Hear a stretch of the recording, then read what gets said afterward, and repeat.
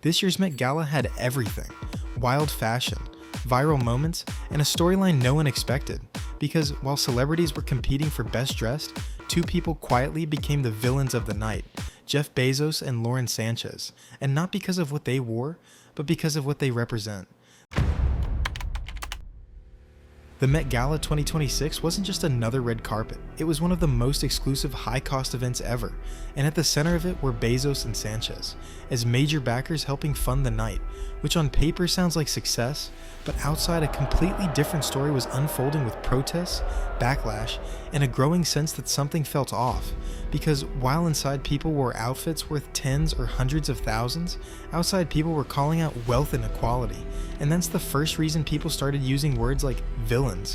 Not literally evil, but symbolic, because Bezos has become one of the clearest symbols of extreme wealth in the modern world, and when you put that level of wealth at the center of a night built on luxury, it hits a nerve.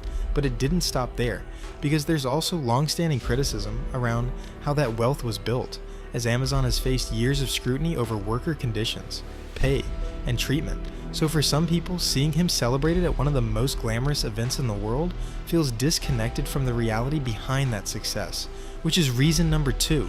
Then there's the optics, because the Met Gala isn't just a party, it's culture and influence. And critics argue that when billionaires start shaping cultural institutions, it changes what those spaces represent, raising the question of whether it's still about art and fashion or about power, which becomes reason number 3. And then there's the personal narrative, as Bezos and Sanchez's relationship has been highly public and controversial from the beginning, with affairs, divorces, and intense media coverage becoming part of their story. So when they show up together at an event like this, they don't just arrive as a couple but with baggage, and for many people that feeds into the villain image, not because of one thing, but because of the full picture.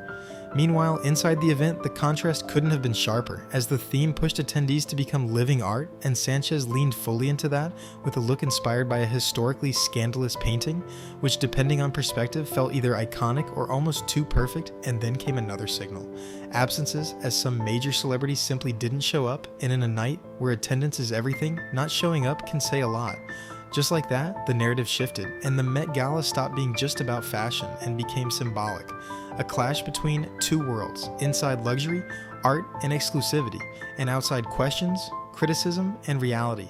Now to be fair, there's another side, because the Met Gala exists to raise money and people like Bezos make that possible, and without that level of funding, the scale changes completely. So depending on who you ask, he's either the problem or the reason the event works. But the truth is, no one at the Met Gala is just a guest. They're all symbols of something, and this year more than anyone else, Bezos and Sanchez became symbols of a bigger conversation about money, power, and who gets to shape culture. So are they actually evil? No. But are they easy to cast as villains in a story about excess, power, and inequality? Absolutely. Because in a night where everyone tried to stand out, the most talked about presence was also the most complicated, and whether you see them as icons or as the face of something broken says a lot more about the world right now than it does about them.